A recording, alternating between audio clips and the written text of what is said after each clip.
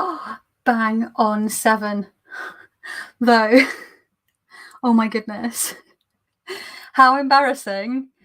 I did this with something else, another video where I scheduled it incorrectly. And again, it was Simon at the Hermit's Cave that let me know. I think it was Simon. I did it with a pre-scheduled video. Oh no, yeah, it was with my live chat a couple of weeks ago for my part 2 for my channel birthday. And I had put that the chat was for 4 p.m. on all my graphics, but I hadn't changed the text on like the description underneath the graphics, and it still said 6 p.m. But I had scheduled the video for the correct time at least. But yes, so I think what the problem was is that any pre-recorded videos that I've been doing, I've been scheduling for 6 p.m. So I think I just had 6 p.m. on the brain. So a massive apologies for those of you who were like, what the fuck is going on? But anyway, hello. All that is to say hello, willkommen, bienvenue, bonsoir. Yes, welcome to my pre-birthday live chat party thing. I'm just going to put my tinterwebs off of my phone because I don't need that. Put my phone aside, put my phone on discreet in case it rings. So let's just see who we've got in the chat. We've got Jennifer, who said they don't know if she's going to be able to make it for the chat, but she wanted to say happy birthday. Thank you. Shauna's here. Hello, Shauna. Robin is here again as well. Hello, Robin. I'm so sorry. Fashionably late, yes, to my own party. Hey, still got it. Linda, hello, my love. Jamie, wandering Mountain Bardic Path, hello. Sam is here. Thank you, Sam. And Stephanie, hello, Stephanie. No worries. No. Oh no, you have cold, you poor thing. Well, you rest up. Thank you for the felicitations, and I hope you feel better soon. And yeah, so what a shit show. But you know, it's me, so that's my excuse. Hot mess. So yeah, I wanted to have some kind of like plan for this live chat, because when I do like rando live chats, impromptu live chats, which is usually how my live chats happen, I might have an idea but no real structure, or I'm a bit lonely because, you know, shielding for 2 years is a bit shit and I get a bit lonely. Bye, Stephanie. But with this one, obviously birthday things. It's my birthday tomorrow. And last year I turned 40. For those of you who don't know why I'm doing this, last year I turned 40 and it was in lockdown. It was like you weren't allowed to do pretty much anything. And then we thought, well, we'll at least go for a walk at the local park with Dr. Nomi. And then there was an actual full-on blizzard for the entire day, like full-on. Looking out the window, all you could see was white haze. Like it was like looking at static off of a TV. There was no way we were getting out into that, and it was bitterly cold. I've got all the gear to wrap up that warm, but my husband doesn't. So yeah, Nomi has all the like winter weather gear, but my husband doesn't really have all the like windproof, waterproof, snowshoe kind of situation going on. So we're like, yeah, let's best not. So I spent all of my birthday, my 40th, in this bloody room, and it was going well. And then we watched a film, and by 6 p.m. I had a bit of a cry because I thought maybe my husband might have organised like an online party for the evening so that it wasn't quite so depressing, but he hadn't. He's like, oh, you should have said. And I'm like, kind of defeats the point of a secret surprise party, but never mind. So I'm like, this year I'll do it my fucking self. If you're watching, Simon, I'm joking. Simon is my husband's name. So yeah, no, and that's why I'm not doing it on my birthday, because I actually want to spend my birthday with my spouse. So yeah, so I'm doing it pre-birthday, so I can say, well, at least I had a little online party. And I know people are probably fed up with online parties at this point into the pandemic, but you know, this is my first. No, tell a lie. A friend of mine had his online birthday party in the summer of 2020, or the late spring of 2020, when we were on lockdown. And that's the only online birthday party I've been to or thrown until now. Beneficial to hi Ben. Ben is here. Aquarius Owl, hello. Laura is here. Happy almost birthday. Thank you. Sandra is here. Hello. Benson can't stop wanting to wish you a happy birthday. Thank you. Thank you for popping by. That's very sweet of you. Very sweet for you to take the time out just to say happy birthday. That's nice. Angie's here. Hi, Tiny Trinkets and Tarot. Thank you. It's not quite my birthday just yet. It's tomorrow. I've had, everything was going wrong. Simon at the Hermit's Cave glided me. I didn't pick it up till half an hour later because I was doing this to make it feel more like a party and listening to like noughties pop tunes and like singing along, doing my makeup, taking my time. And then I was just going downstairs to have a slice of toast and a shot of mezcal just to get me in the party mood. I've got some mezcal with water just to make it last a bit longer and sort of just dilute it a bit. So and I got Simon's message and I was like, oh God, and then I had to reschedule that. And then there was one thing fell off of a shelf that fell onto a table that knocked the stuff off the table, that then knocked a whole pile of stuff. Basically there was a cavalcade of stuff that fell that I then had to pick up. It knocked, cards went flying everywhere. It's been a whole mess, and this was literally with 25 minutes to go, and I'm like trying to like message people. I'm trying to post on Instagram to say I'm sorry, it's at 7. So yeah, it's been a bit of a Three of Cups eclectic tarot. Danielle, hello. So yeah, I'm just I'm a bit like I was feeling quite calm, buoyed up and happy, but quite calm whilst I was getting ready and listening to pop music. And then the last half an hour it all just went to shit and I was just panicking. And then I was just like, I need a shot of mezcal now. So I had a shot of mezcal and poured myself another. So if you have a tipple, have a sip. If you don't have a tipple, grab one if you want. If not, a cup of tea is fine. Glass of water, cup of coffee, whatever you fancy. Glass of ice cold milk, whatever you fancy. I'm toasting with you Bailey's salted caramel. Yum. It's only one here, but what the hell? It's your birthday. Oh, thank you, Linda. That is awesome. I love it. Chris, how you doing? Lovely to see you. Vegan cake will be tomorrow. Apparently Mr. Bear has ordered a cake to be made for me. I believe it will be one of my favorite flavors ever, which is what most of my cakes have been for my last bunch of birthdays, which is lemon and blueberry. I hear that pop song from the 70s, pop music. That wasn't that 80s pop, it was that 70s. I can't remember. Pop music, talk about pop music. Mr. Kelly McFadden. Where does the McFadden bit come from? What, Jamie? Thank you. Where Star Tarot says open some presents. No, I'm not opening my presents. They're for tomorrow morning. If I open some presents now, I won't have any presents for tomorrow because I don't have a huge amount. It's not like my 40th last year where I had a fucking stack of boxes that were arriving all bloody week and on the day in the snowstorm. I had a pile of boxes this high. I took a video footage of it, and I think it's in one of my art channel vlogs, I believe, about my birthday.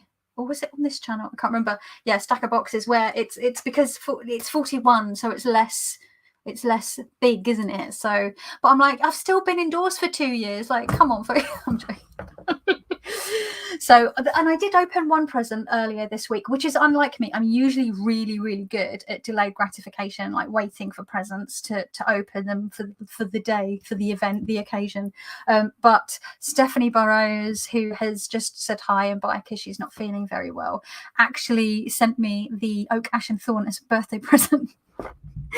And so I just couldn't wait, and I usually can wait even if it's a deck, but for the Oak, Ash and Thorn, I think because I'd been sort of drooling over it, being like, shouldn't I, and then she sent it to me, so I was like, so I opened it. Kelly McFadden is my surname. Oh, I was so confused. I thought that Jamie was saying, hey, Mr. Kelly McFadden, as in my husband's name is Kelly McFadden, so I was so confused, but yay. So yeah, you obviously have an excellent surname. I'm biased, obviously. Kelly, it's a good, strong Irish name, and it derives, it has from the Calach. It means warlike. Make of that what you will. But yeah, my mum's side's Irish, so they wanted to give me a good Irish name. Good Irish name. I'm getting distracted. I have a wee bit of a schedule, not a schedule, a lineup. Lineup's the wrong word. Schedule's the wrong word. Itinerary, a plan for this live chat. Up top, I want to say the last few days, my internet has been bobbins. It's been dropping in and out. It's been really getting on my tits. It always just drops out at like a really inconvenient time. There's never really a convenient time, but like a really inconvenient time. So fair warning, if my internet does drop out, it usually is back within 2 to 4 minutes, and I will be waiting around until it comes back. So hang on in there. And if that does happen, I'll probably bounce over onto my data on my mobile phone and just let you know what's happening in the live or in the chat on my channel via the data on my phone. Okay, I got a big toast. Do you make a good bag for that? Yes, Danielle, I do indeed. I have a pattern exactly made for that, and I have some ready for when I next open my shop. I was, as I'd said in my previous live, my channel birthday live, that I was hoping to open the shop on Sunday the 30th, Sunday the 30th of January, depending on what was happening with COVID. We still have incredibly high COVID numbers. We're hitting there over or under or thereabouts 100,000 cases a day. We are, it's not great. It's not great, despite what the government is saying. Julie, hello, my darling. Lovely to see you. And I live in the part of London which has like the highest numbers of cases, which means that it is literally COVID central in the entire United Kingdom. Yeah. And we have very, very low vaccination rates, like over a third of people just within my literal local area, my postcode, over a third have had no doses at all. It's really, really.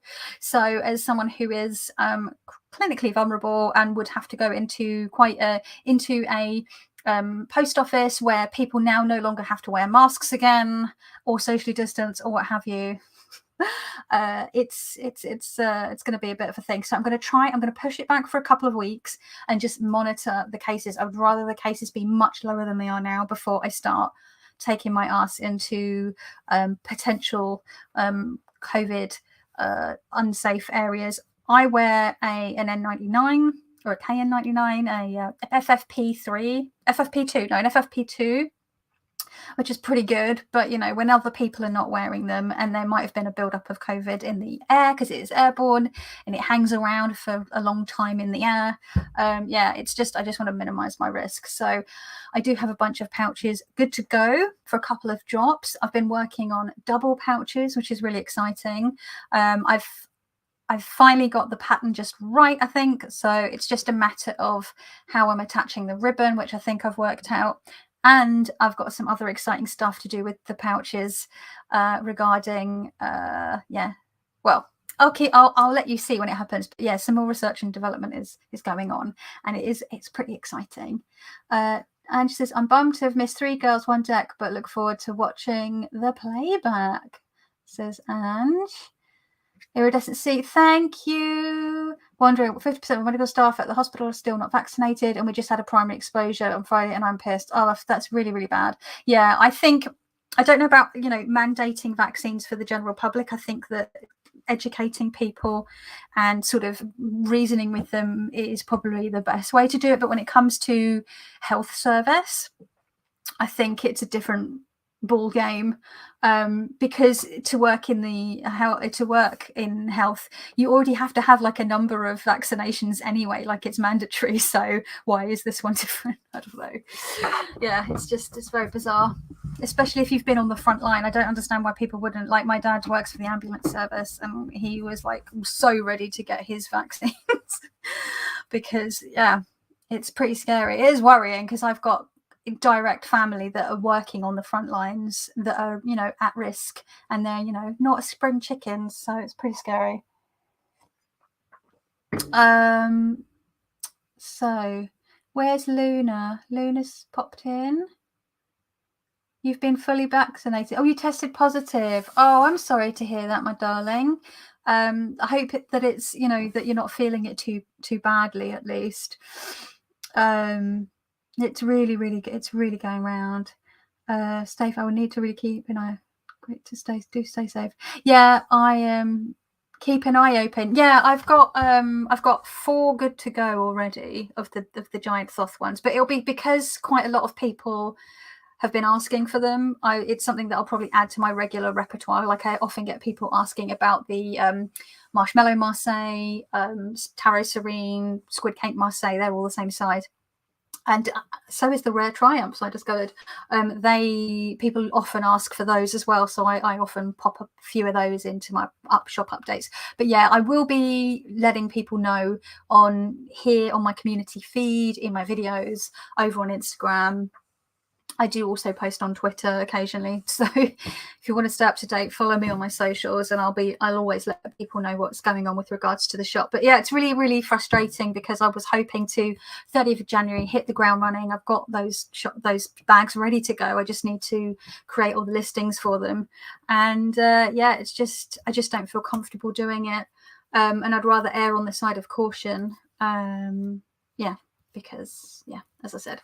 Anyway, so I have a little itinerary, and I knew that for this live chat I wanted to do you know what, let's just say no more COVID talk for the rest of this, because this is a party now, and I don't want to have to think about depressing things.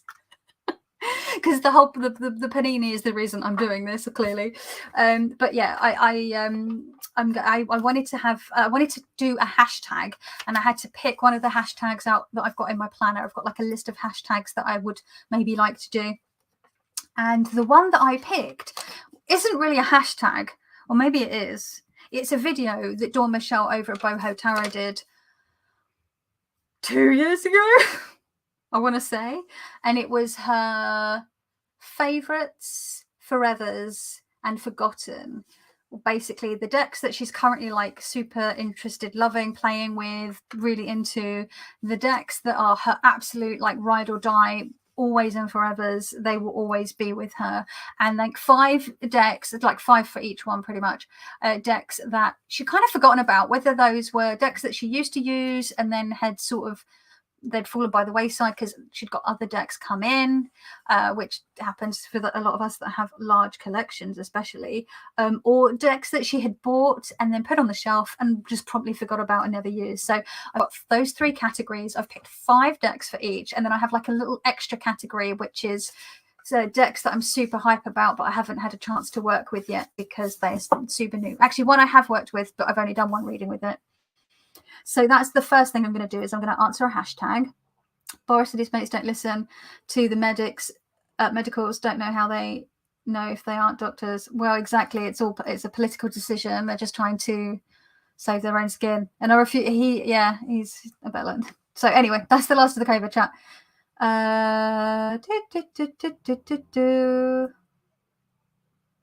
Oh my God, Dustin, hello. Have you just come off of your live? Were you live? I can't remember if you were going live today, but I've just been running around like a headless chicken trying to get stuff sorted. 5 days of YouTube and Netflix. That actually sounds pretty good. Happy almost birthday. Thank you, my love.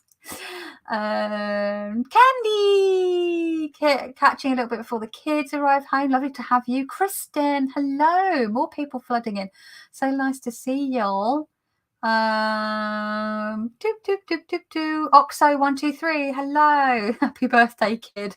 I don't know if I'm a kid at 41, but thank you. 40 fucking 1. Next year I'll be the answer, the age of the answer.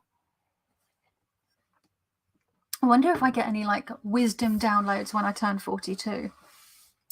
I love the warm, inviting lighting in your room today, and we don't have any street drillers. Oh my God, I know, right? Because it's evening time and it's Sunday, so thank fuck. Can you all hear me okay? Because I've got my my snowball mic on my thing, but it's what I use when I play D&D. People seem to hear me fine. I'm already a bit chilly. I was hoping the mezcal would give me alcohol sleeves, but anyway. Oh, and I dressed up in my leopard print wrap dress. for the occasion. I wore this dress for my 35th birthday party at my friend's vintage Art Deco cocktail bar called Fontaine's. I had a wonderful birthday party there. And yeah, so I was like, I'll wear it again because it reminds me of good times. Let's just put a little pin in this to make it more comfy. Keep it closed. Get me your kilt pen. Gotta have a bunch of kilt pins. Cool. There we go. So, you look fab as always. Thank you. I don't know if I always look fab. I try sometimes. Butterfly more, looking good. Thank you, darling. Try 69, my lovely. Whoa. Well, at my age, goodness. With fibromyalgia, with my hip issues. Obviously, I jest. Woohoo! Great look. Thank you so much.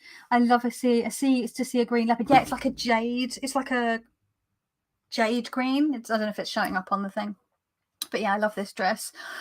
So my hashtag that's not really hashtag VR. That's not really a VR to Dawn Michelle. I don't know if this made the rounds or not, but I'm going to start with 5 decks that I've been like loving at the moment. There was a couple there was 2 that I was going to put in, but I didn't feel like I had used them enough to warrant them actually being in this category. So I'm going to mention them at the end. But the 5 decks, some of you that have been in my live chats so far this year will have seen some of these. So I've got 2 Oracle decks and 3 Tarot decks.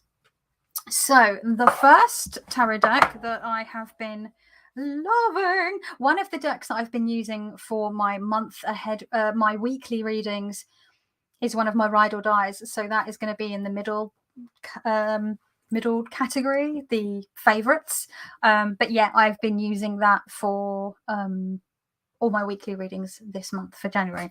Anyway, so yeah, I have this little pouch that I made, and this lovely sort of blood dried congealed red. And it is the Antique Anatomy.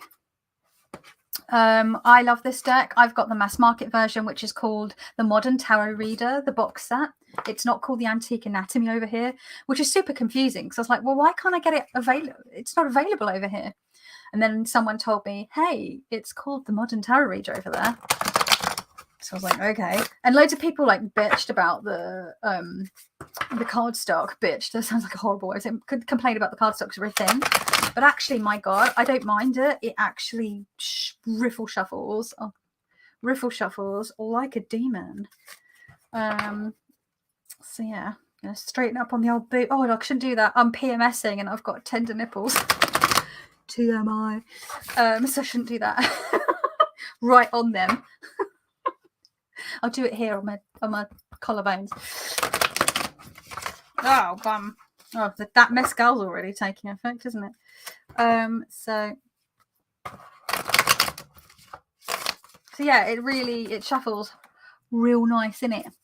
22 boop. What's the 222 boop? Simon Candy. What? I keep missing your lives. I love them. Thank you, Sam. That's very sweet. They're usually just like full on chaos, though. I get off of a live and I'm like, what the fuck was that? Where's some? Oh, Simon. Almost birthday, my love. Can't stop as I have some calls to make. No worries, my darling. I'll speak to you later. You take care, okay? I know you're 69, Oxo 123. I was just being cheeky. It was just me going, oh, 69. Good age.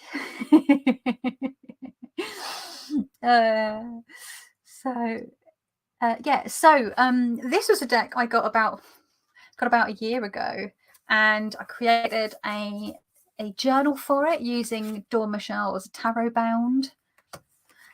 And and I've been working in my journal with it again because I've got a few dedicated I don't know why I always do that, dedicated tarot journals for specific decks, and then I don't just work in them. I don't know if Dawn Michelle like works in hers like intensely for like a month with one deck, but I'm more very sometime-ish, so I might work with it for a bit and work through some of the cards, and then I'll go work with a different deck that might have a journal for it, and I'll do that, and then I might use a deck that I don't have a journal for, which would be like, you know, a regular Smith-Waite deck or one of my other decks that I know really well, and so then I would use, I'm not going to come bother to get up, but I'll use like my regular tarot journal for just all my regular readings. But if I have like a specific reading for a specific journal for a deck, and I do a reading with it, and there's room in the journal at the back, if I haven't used up all the pages for, you know, the actual like doing all the 78 cards and the like interview spreads and all that jazz, I will just put the readings in there, and then I can always put a note in my tarot journal for day, like what the date is, and then reading blah blah blah, see journal page is what I mean. Because I like, if it's a specific deck that I'm working through, I want to be able to go back and see how this deck reads for me, or what I sort of, you know, gotten out of the imagery from the decks. So yeah, this deck's really cool. Does anyone else have this? Bye Candy, my love, you take care. I love this deck so much. It's so pretty. It's so pretty. It's right up my street. It's got, you know, the spooky with the sweet, which is my, yeah, and sort of that old vintaged feel to it, which is really nice. I was put off getting that deck as everyone said the cardstock was really rubbish. No, it's fine. It's really flexible. Like, it's thin, but it's not like paper. Like a deck that I've got where this cardstock is so thin it's like paper is like the John Dee Tarot, which was also known as the Barnes and Noble Tarot, that comes in that purple tin. That is like bloody paper. I actually had to trim the borders off of it just to make it feel a bit more sturdy, because obviously if you've got flimsy cardstock or paper, the bigger the cards are, the more flimsy it's going to be, because physics in it. But yeah, I actually don't mind this. Like, the cardstock on my copy of the Line Strider, which was the first printing, is like cereal card, like cardboard. It's fucking horrible. I always say I'll end up getting a new copy, but I never do. That's really difficult to shuffle. The True Heart Intuitive, the cardstock is a bit cardboardy, but because it's bigger than a regular, like this kind of size deck, it gives it more play and give to riffle shuffle, so it's not the end of the world. I feel like if it had been more of a standard size tarot deck, the True Heart Intuitive, I mean, then the cardstock would really, really bug me, like it does with the my Line Strider. So that's one of the decks that I've been really, really loving, and that's because I've just been working in my, where's my other journal for it? My journal for it is, oh, it's down there. My journal for it is down there. Can't bother to, I'm being lazy. I can't bother to get out of my chair. So yeah, that's one deck. So deck number 2 that I have been loving so far this month or lately is the Next World Tarot. This is the indie version that was gifted to me by our Simon here. The cardstock is very glossy, so I'm hoping that it's not going to be too glary on here. I've turned my ring light around so it's facing the wall rather than, but I mean, this deck, and yeah, this deck's right up there for me, along with the Numinous Tarot for like representation and diversity and sort of like real radical sort of reframing of the tarot system, image wise. I mean, not as in like Christy C. Road has changed anything about the structure of the tarot. She's renamed some of the cards, but there is still gendered language, whereas the Numinous Tarot is completely genderless. There's no gendered language at all. I really love this Sun card. I know a lot of us are not a fan of the naked baby on a horse trope that's ubiquitous with the sort of Rider-Waite-Smith decks and clones, but yeah, this is just such a lovely, isn't it? Look at that, stunning. So yeah, this deck is just, I see myself, I see people I know, I see my community, I see London in this deck. And so it's been really nice to get this back out again, because this was the one I would usually go to over the Numinous, because I kept going, oh, the Numinous, everything's renamed, the suits are renamed, the courts are renamed, loads of the mages have been renamed. I don't know if I'll be able to like deal with it, but last year I was like, just start using it like regularly, not just dipping in and out with it. And actually, obviously, the more you use something, the more you just sort of become used to it. I side shuffle this one, which makes me more likely to use this now, because I used to just overhand shuffle when I used to use this back in the day, which I like against. So I think I've shown you in the past. I used to like overhand shuffle but lean back just to stop the cards going everywhere. Now I do overhand shuffle in between my riffles, but I do riffle shuffle and I riffle shuffle side on. So yeah, I love that there's age diversity in this deck as well. Here we've got an older lady with her poodle. Oh, it's just too cute. And she's like making beaded jewelry. Oh, it's just really, I don't know. It's really fucking cool. That glare though. I would love to get does anyone have the mass market version of this? And if they do, can they tell me whether the cardstock is also shiny? I think I remember someone saying it's more satin. And then they had a pocket version and then it disappeared. And I really wanted the pocket version. Love, love, love the next world. So perfect for these times. It feels really, doesn't it? It feels really like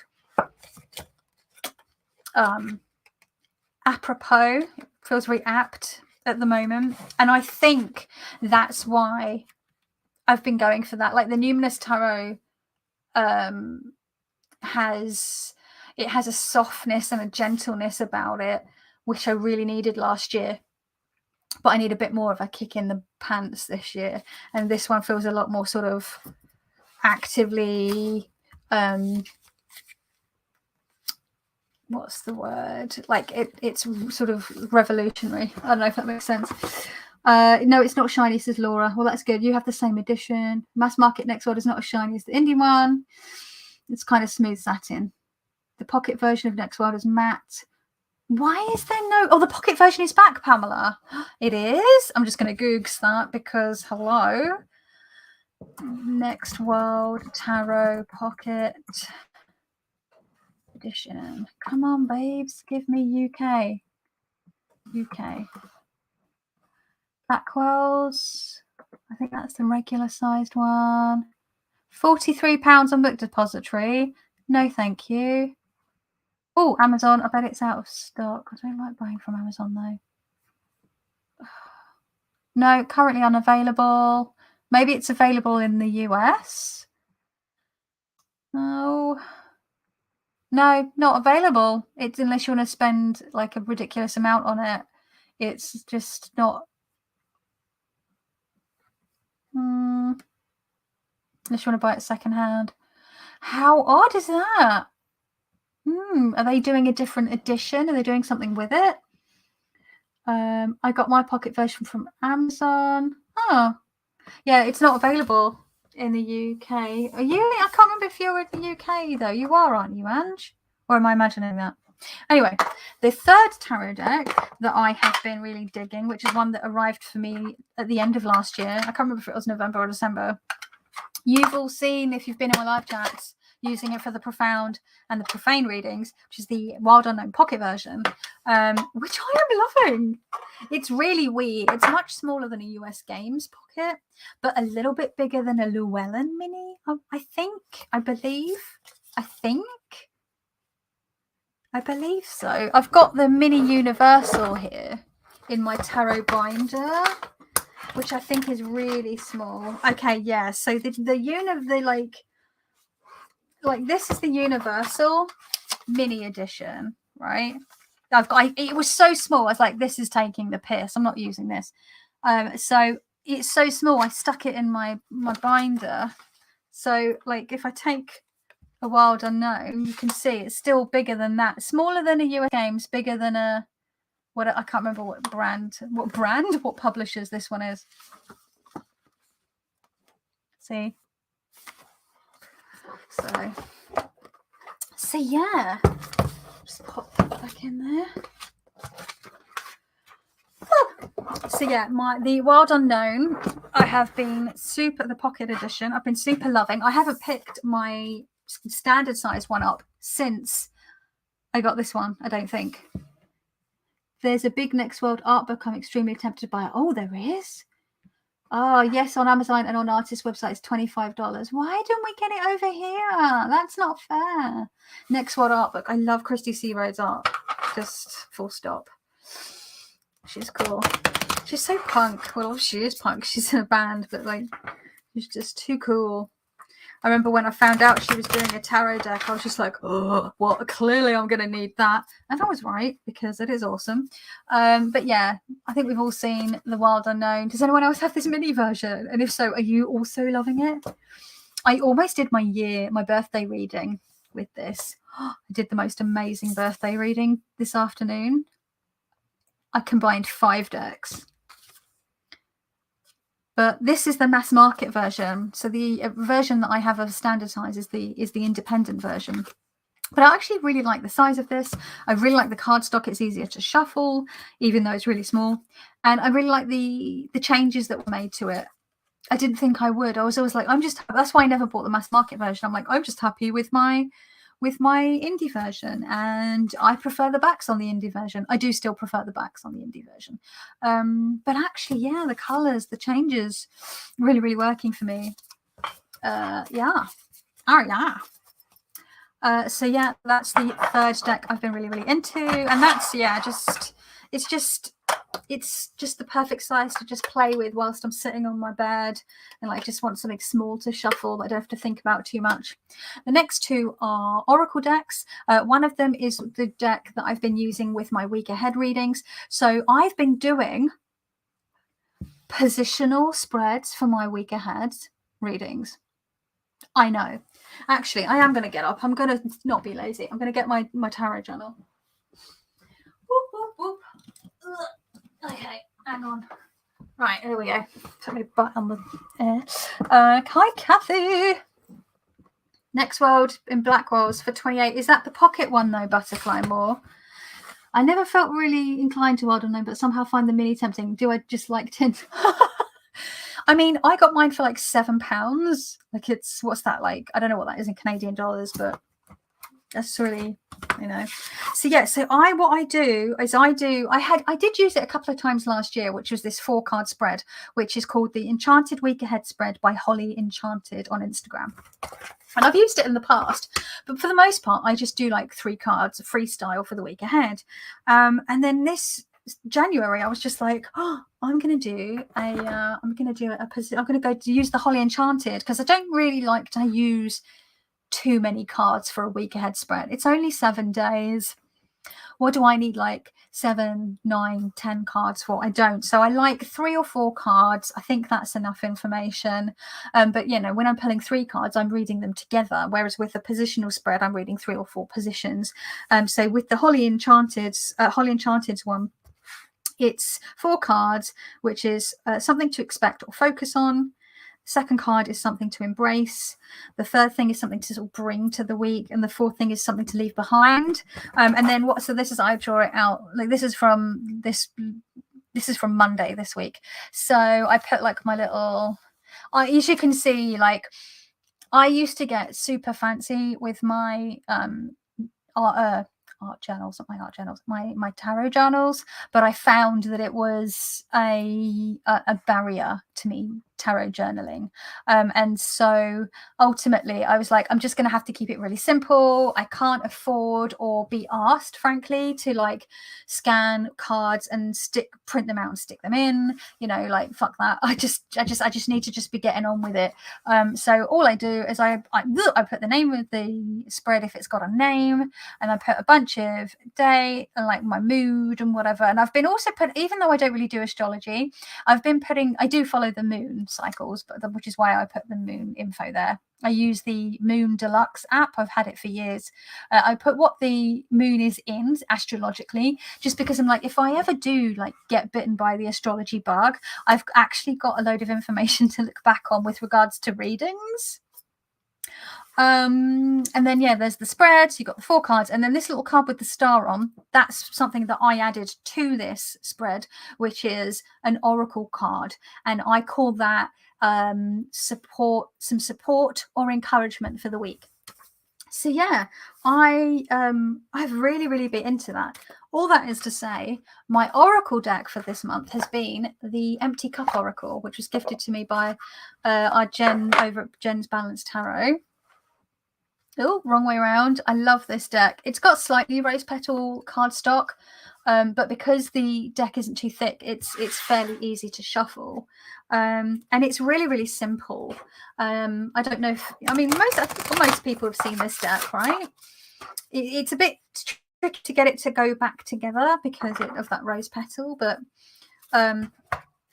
it does shuffle. It does shuffle nicely.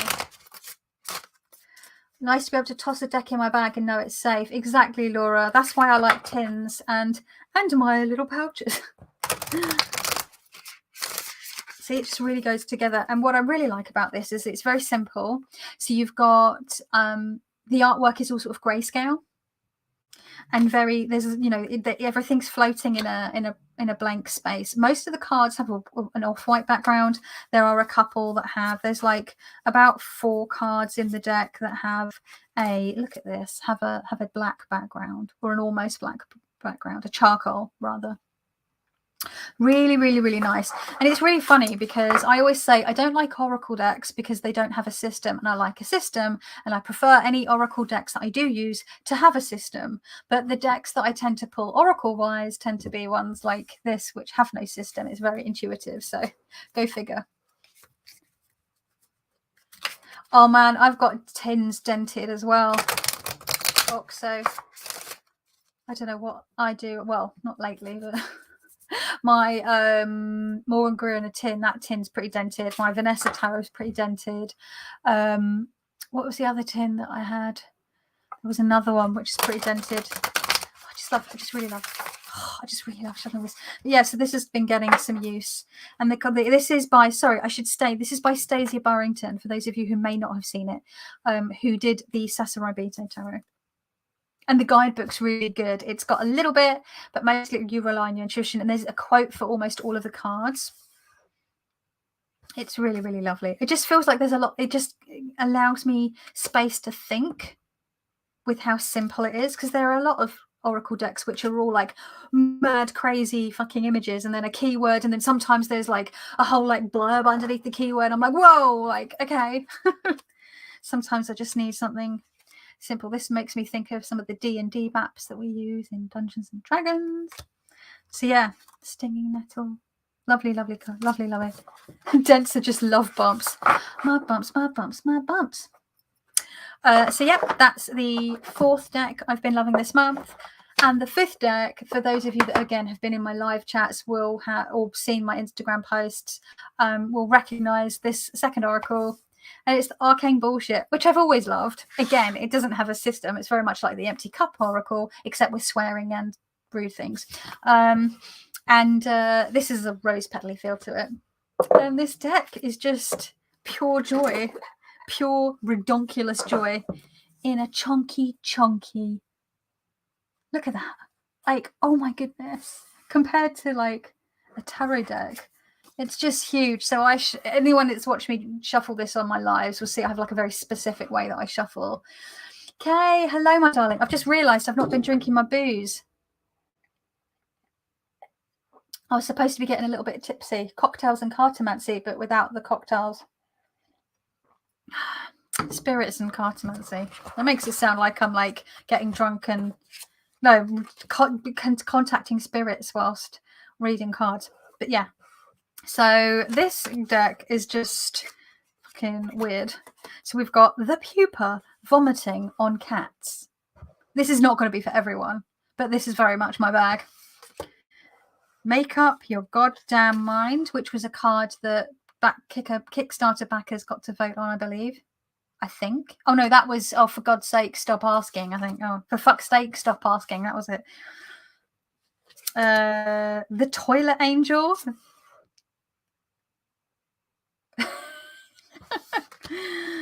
What else? Let's just pick some of the like some of the just really, oh, the parasitic fruit. Some of them are really gnarly. This one's a particular favourite of mine. You're fucked. No shit, Sherlock.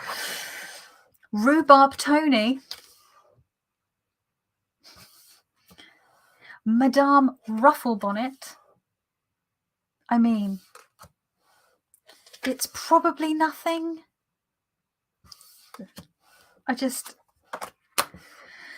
This card is definitely about sex. The Digging Ghost. I mean, can you just...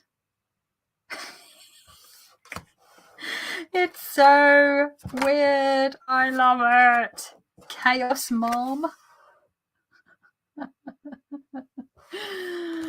Oh dear. The Queen of Holes, which came up in one of my readings recently. Oh, it's just too good. It's just yeah. It's just fun and strange, and it's completely taking the piss.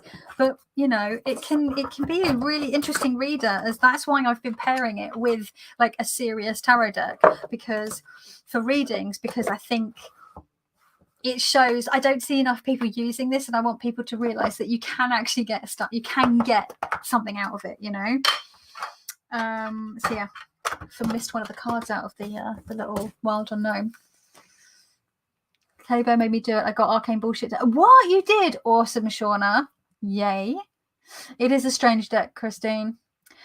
And Sandra says, I tried to get the arcane bullshit at one point, but gave up in the end when the order went wrong. Oh no. The guidebook is hilarious, Shauna. It's so good. So did yours arrive already, Shauna? Oh no, Danielle gave away the first copy of oh, and thank you, Kathy, for the almost happy birthday. God, that was 10 minutes ago. So it's a fun deck. So those are the 5 decks that I've been like really using quite a bit, along with one other deck which is in my absolute all-time favorite decks, my bays. They will always be with me, fingers crossed.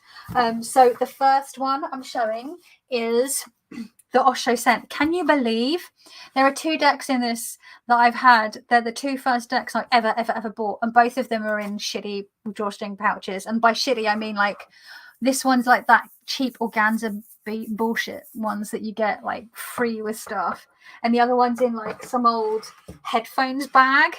Like, why have I not made pouches for these? I've made pouches for other people's bloody Osho Zens. So yeah, this is the Osho Zen. This was my first ever deck ever.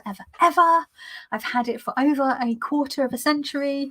And I, about 3 or 4 years ago, I trimmed, about 4 years ago now, I think, I trimmed the borders and the keywords off of them because they got on my tits. And I was like, I should buy a new copy and leave my original copy intact. But like, this is my copy, who cares?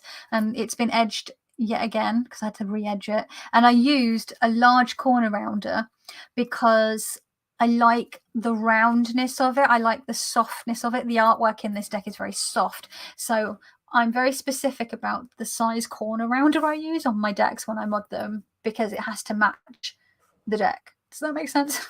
So I've got this. If you look at, you can't, I don't know if you'll be able to see, it's not really showing up, but this deck is quite scuffed, like the surface.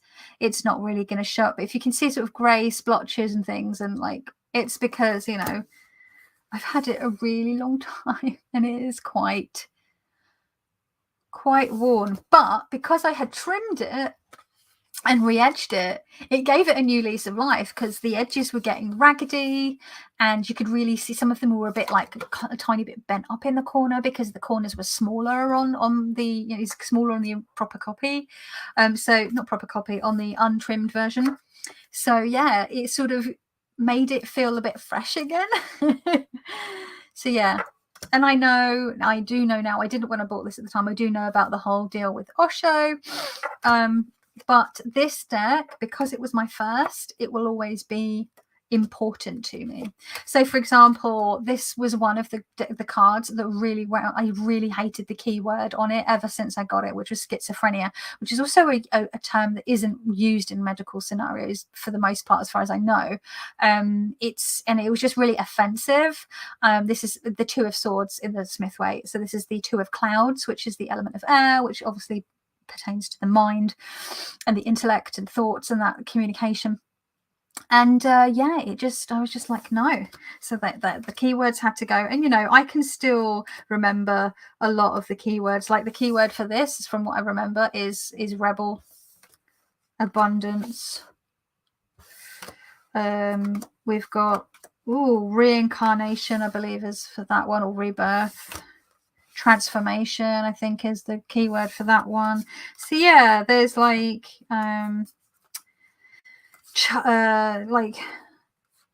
breakthrough is the keyword for that one. And if I want the keywords, they're in the guidebook. So first time hearing your chat, recommended by Tiny Trinkets. And oh, thank you. And hello, Express Club. Welcome. Nice to see some new folk in. I am good, thank you, Express Club. A corner rounder makes a strangely large difference. It does, doesn't it? Like, I've got some Marseille or Pip decks that I've trimmed the borders off because the borders were too chunky or just didn't work.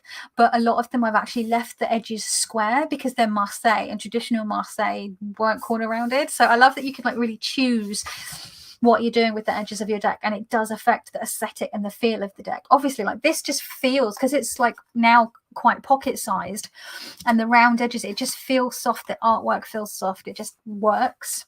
There are other decks that I've trimmed that I've put like a 3mm corner rounder on because it needs the like little pokey ones. There's nothing that compares to the feel of a well-loved deck, right? I don't really mind. I know some people like their decks to stay perfect, and I don't know if that's because they might want to sell them on, or because they're using them more as a collector's item, or they just don't like stuff looking worn. But I love a well-worn deck, you know, like when there's like loads of my dexes. Who am I? Gollum. Dexes. Have like creases, the corners are bumped, they're just like, some of them are looking pretty worn. You know, I'm not doing that with like my Daniloff, which is, you know, very, or my like Le Corte de Tarocchi, or like this the special decks. But you know, like mass market or decks I've had a really long time, I'm like, whatevs, you know. Let's see. So Sean has been playing with her arcane bullshit for days. Laura just said, I just found a listing for Star Trek, The Next Generation Tarot. What? Why did no one tell me? I'm sorry. Who's publishing that, Laura? So it's like a TNG. You could do like a tarot deck for every like Star Trek show. Could you imagine a disco one, Laura? That would be awesome. I'd love a disco one. By shitty, I mean not Kelly Bear pouches. What was that? I missed something about shitty. What were you saying is shitty? I must have missed something. I love the Osho, an oldie but a goodie.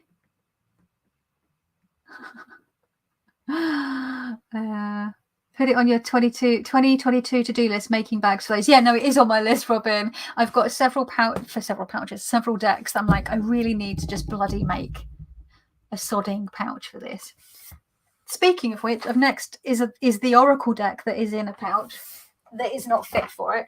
It is from an old pair of Skull Candy headphones. The deck is tiny, and I like, why is it in this? Why am I doing this to it?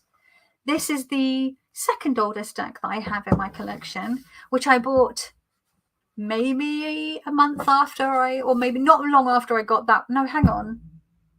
Whenever I don't know when I got it now, because what even is time in my memories, because I'm getting old, but I'm not remembering stuff as well. But I remember when I bought this deck, the person behind the counter said, oh, this is just new in. So this deck had just been released and was new in the shop. And it is the Brian Froud's Fairy Oracle. I don't think I have ever been in like a shop and like a metaphysical shop and picked up a deck and bought it so quickly. I literally was like, I saw it on the side, I grabbed it and just put it in my basket and then went to the book section, because being a child of the 80s and grown up obsessed, and I mean obsessed, with Labyrinth and the Dark Crystal. There was no way that I was not going to love this deck. I love Brian Froud and Wendy Froud. Wendy Froud wrote the a bunch of the guidebook for this. I don't want to leave her out because she often gets left out. They're called the Frouds because they're a team, and Wendy Froud is fucking awesome. Wendy Froud is the woman who designed the look of Yoda. She is responsible for the way Yoda looks. Like, she doesn't get enough of her. I was gonna say she doesn't get enough props. She makes enough of them. But yeah, so yeah, I just want to give Wendy Froud her due as well. But yeah, I just love this deck, and it has its own kind of little system. It's almost got like little suits, like of this sort of the spirits, and there's like, oh my god, look at the little faces. I still don't have the Labyrinth Tarot. Why? And it's a pip deck, which I love, and they've sort of done some fun stuff with the pip deck, with like, they've changed it up a bit. As in, they've not just like, if there's like pots, they're not all the same pots. Like the Hiko, what's his name, the artist who did the Del Toro, has sort of tried to make it sort of interesting. I used 2 large corner rounder on my wildwood, unfortunately. Oh no, yeah, the wildwood does need a smaller rounder. I've trimmed and rebacked my wildwood, and I think I used a 5mm on my wildwood. Look at this. So yeah, oh god, this is one of my favorites. I just where's the doom, like the Dominus Gloom, it just gets me as well. Where's the, I need to find the Dominus Gloom, is one of my favorites. Where are you, my boo? Obviously it's going to be like one of the last ones I come across now. Where is it? It just makes me feel so, I just love it. Where are you? And there's like the Puka and the Hobgoblin. Where are you? Oh my god, it's going to be literally the last card in the whole pack, isn't it? No, no. The Receiver. This one! Look at his little verse. Oh, I love him. He's been one of my favourites since I got this deck, which I think it came out in like 99. 2000, I don't know. Basically, I've had it since it came out, and I love it. And it needs a pouch, doesn't it? Not this. The disrespect. Oh dear. So that's 1, 2. That's 2 of my my all-time favorites. Just going into the, I like your favorite sweater with holes and buttons missing. It's like your favorite sweater with holes and buttons missing. Exactly. Insight Editions, yes. So they're the ones that have been doing all the other themed ones, like the aforementioned Labyrinth. I love to see a Beat to Hell deck, makes me happy, right? My first ever tarot reading was with a Beat to Hell Faith deck at Camden Market. Yeah, Disco. I fucking love Disco.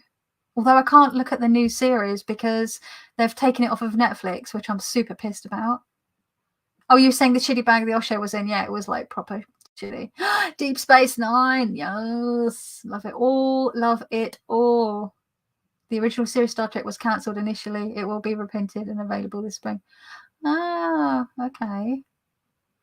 July. Okay, good to know. That's the Star Trek one. I'm such a child. I ordered a tiny figurine to put in my chakra healing tarot box because the box feels like a little doll playscape. That's cute. I wish there were a Dark Crystal Oracle or Tarot. Me too. I would love to see like more of a Dark Crystal Oracle, but I would really like to see them utilize like the whole, like not only the film but the series. I still have 1 episode of the series to watch. I never finished it because I don't want to finish it. I will finish it, but I've held off finishing it because they cancelled it after one series because Netflix are just annoying like that. And I was really upset because I was really enjoying it. So if I don't watch it, it hasn't finished yet. So stupid because I can just rewatch it, right? Rewatch Schitt's Creek all the time. Paid and it was refunded. They wanted to do it when the conventions would happen, keeping an eye out for it. Ah. Yeah, Sean adores the Shroud. So awesome. Labyrinth. I've got Labyrinth on. I've got a Labyrinth and Dark Crystal box set DVD. And I think that's where my love of Del Toro comes in as well, because his artwork, when you look at his artwork and you compare it to the Froude's world building and character creation and their sketchbooks, there's this crossover there. It's not just they're creating characters, there's this whole world, there's this whole mythos going on behind the scenes. And obviously they work in film and there's like prop making and it's just amazing. I'm really into the people just creating these whole worlds. Froude is such a nice word, like a grouchy groan or a frumpy frown. Froude. Does sound a bit like that. I know I love anything miniature. Oh, you know I love anything miniature, Suzanne. Of course you do. You got it for Christmas. I'm going to share my love with gifting me. Oh, that's nice. I'm just going to check to see if my husband has started making dinner, because he said he was going to start cooking at 7:30 and I can't hear any cooking sounds.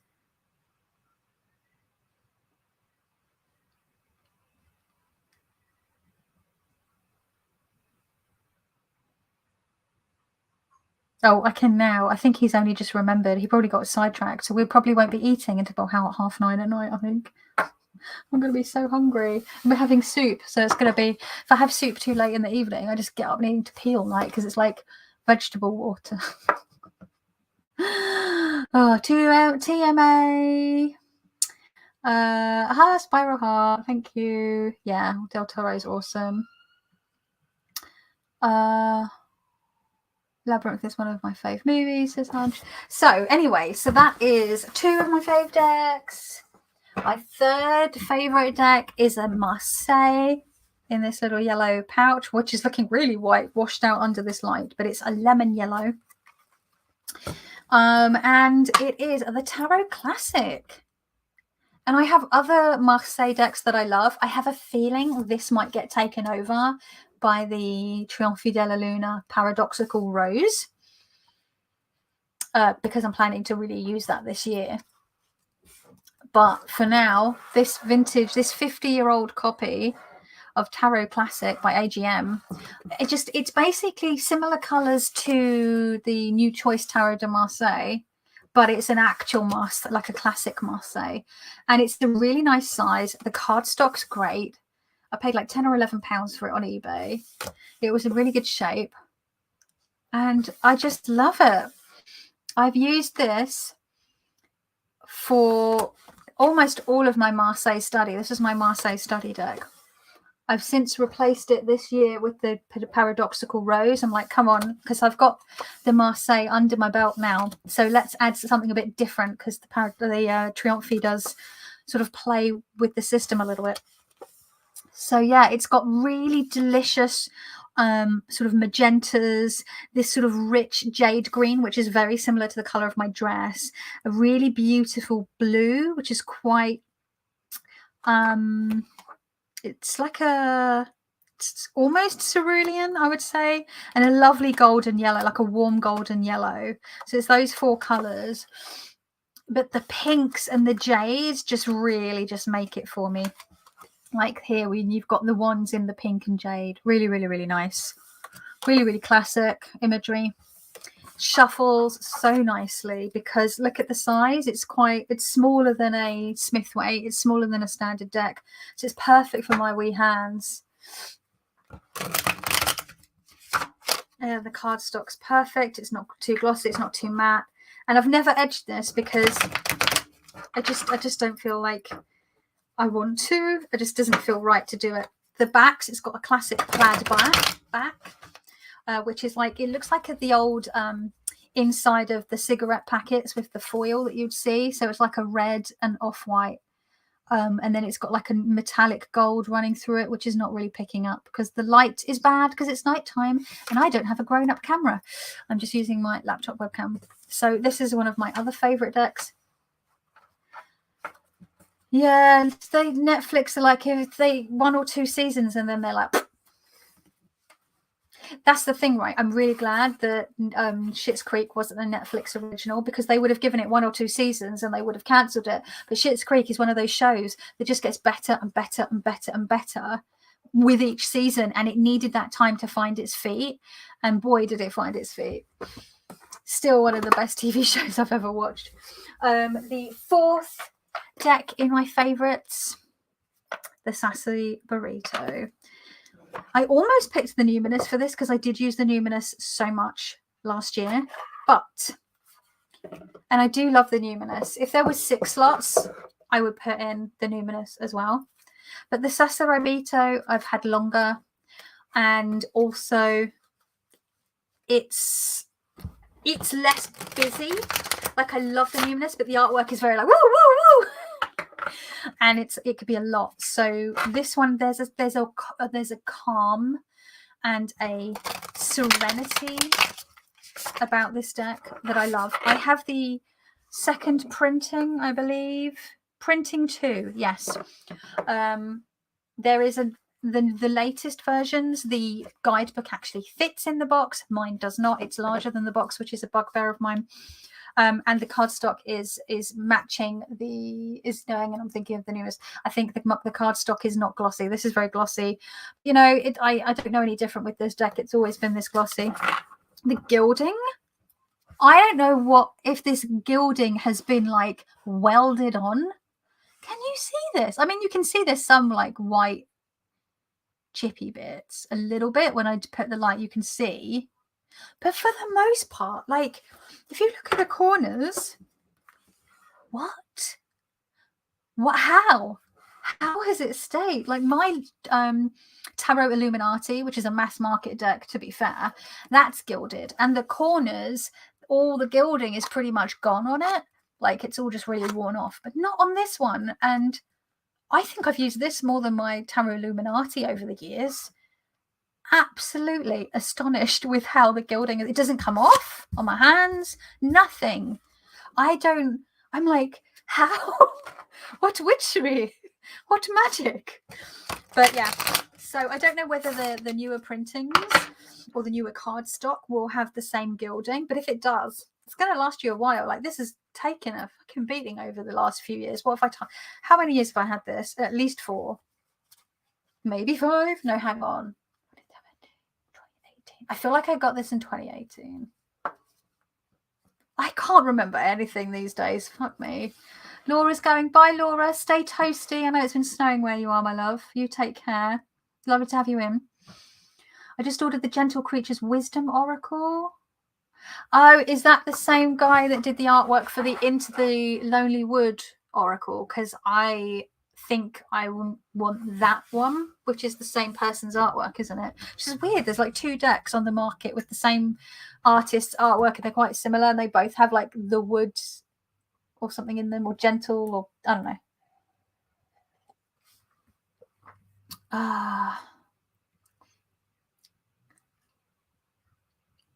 Sassy Burrito. No, I think that was Kelly Fitzgerald over at the Truth in Story. I think I was actually in the unbox the live chat where she said she put it in her unboxing of this deck, and then she's mentioned it a couple of times in the live chat the week after she'd boxed it, or the days after she'd just undid the unboxing. And yeah, Sassy Burrito, it stuck. I'm the one who coined dirty Pam due to a mix-up in a live chat, and someone was talking about a Rider-Waite-Smith deck that they said looked like it was kind of dirty, and they were talking about the vintage Pam, I think it is, like on Game Crafter or Make Playing Cards or whatever it was, and I went, oh, it looks like it's dirty, because I had the dirty Pam, I think, by that point, and the Radiant, whatever they were calling it, and I said, oh yeah, it does look like it's dirty. I'm going to start calling my copy the Dirty Pam, like, because I, and then I don't know, it got stuck, and then some people got there was a big mix-up with which deck who people were talking about. And I'm like, I know, I'm talking about the Lo Scarabeo one. And someone was like, I was talking about the independent print your own one, print on demand one. Anyway, I'm just here like shuffling. But yeah, anyway, I should show some of my favourite cards from this deck, shouldn't I?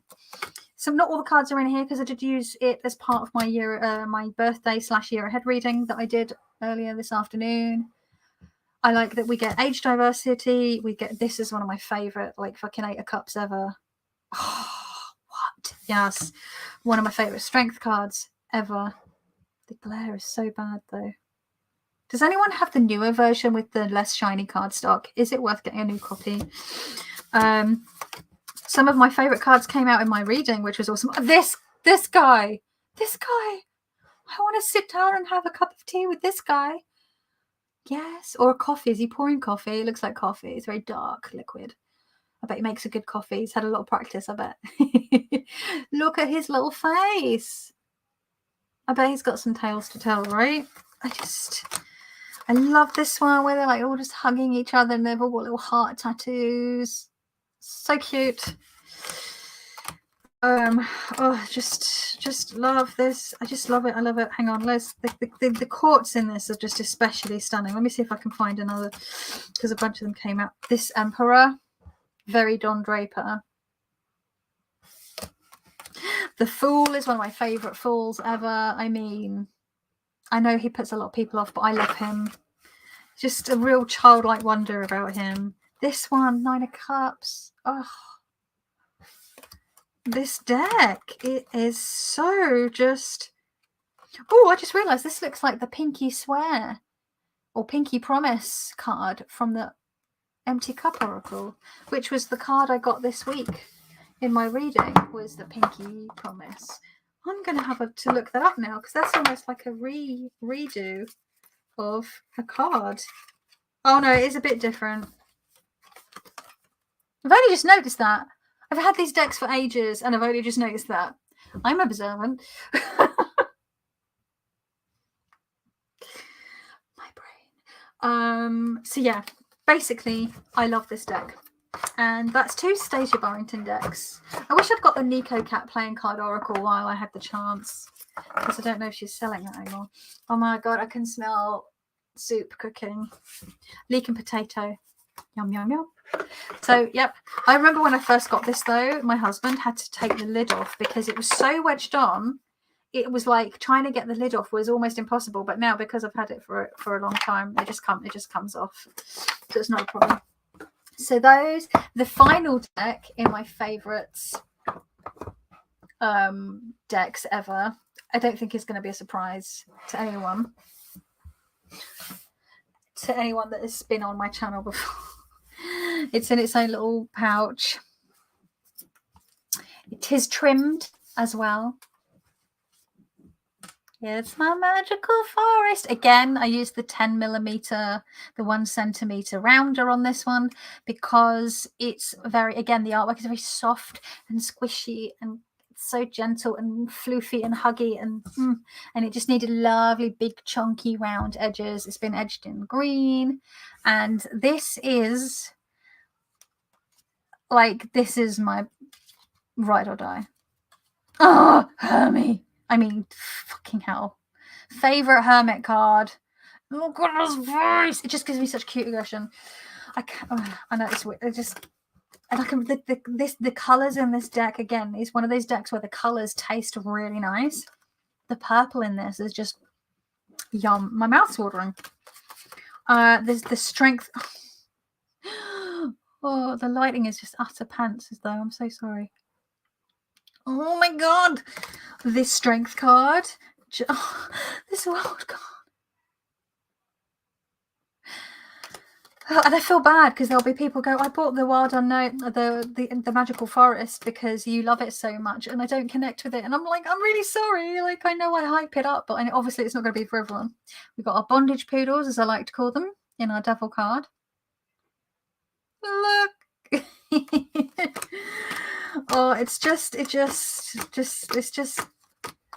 it. This cat always gets me because his little arms are not long enough to cover his little eyes. Poor baby. It's like this. The star card. Look at the lamb. The sun card, again, one of my favorite sun cards. Look at the little Joey. The only acceptable baby. Best strength card ever. Look at the tenderness. Anyway, so that is one of my all-time. Just looking at it makes me want to cry and at the same time. It's just so cute. It's too cute. So they're my like top 5 favorites, and then now I've got 5 forgotten decks. And it doesn't mean I've never worked with them. It's just decks I've not picked up for a good long while. And some of them I'm like, oh yeah, I own that. I literally have that sometimes. I'll be going through my box of decks and going, oh yeah, I forgot I had that. So say bye. Just getting up to date. The Crimson Petal and the White. I like this show and wish Netflix had done more of the series. There was a series. I thought that was a BBC drama because there was a Crimson Petal and the White, unless there was a different company that made it like at a different time. But there was or was that Netflix? How long ago was that? Hi Heather, by the way. The Tiny Traveller version is Matt Linen. Is that the Sasarai Beto Robin? Because I was very tempted by the pocket version. But then I'm like, I'm not going anywhere. I'm shielding.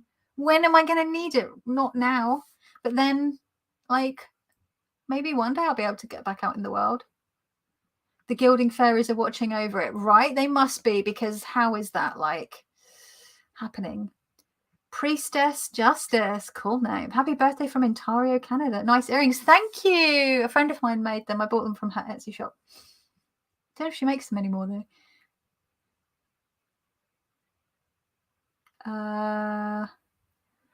That Casey is so my dad. He thought a cuppa would solve anything. Oh, leaky potatoes, leek and potato, leaky potato soup. Ew.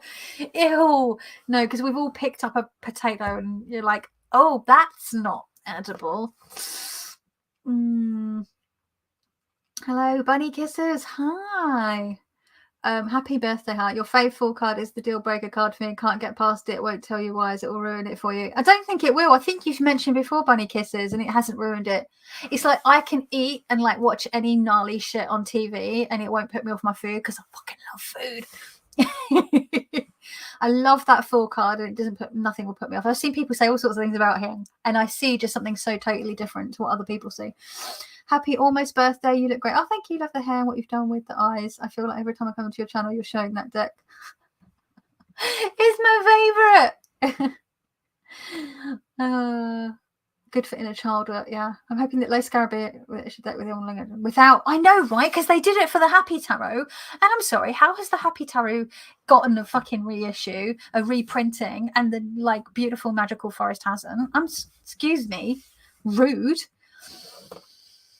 Although, if it was printed in their new style, I wouldn't have to trim the borders off. And I do quite like the size of it because it works with the cuteness of it.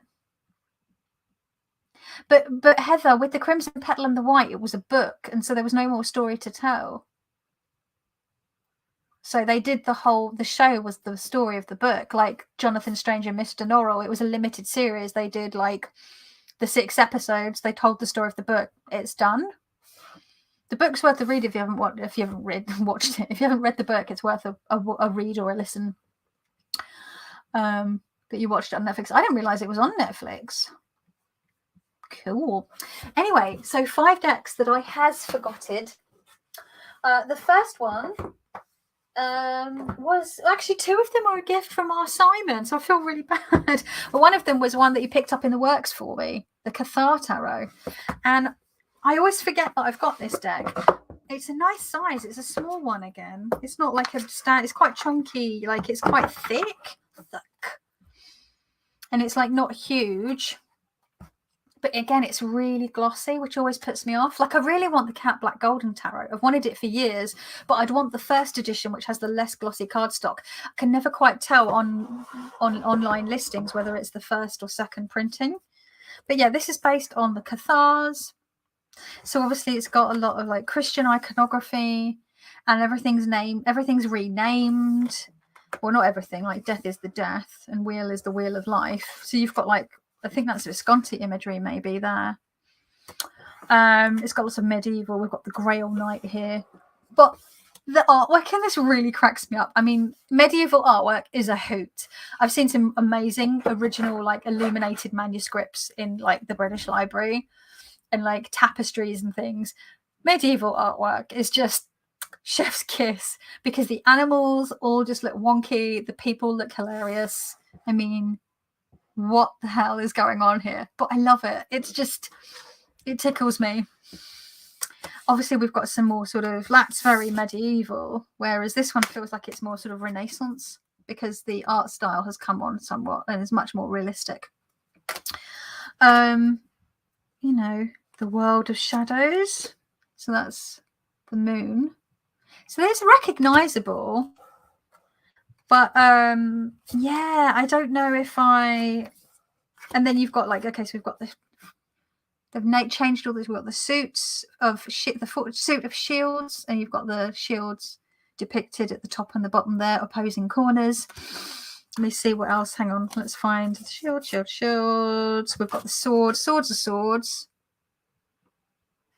Swords are in all four corners on that one. Why are they only? I guess because the shields are quite imposing. Swords. And then it goes on to love for cups. And then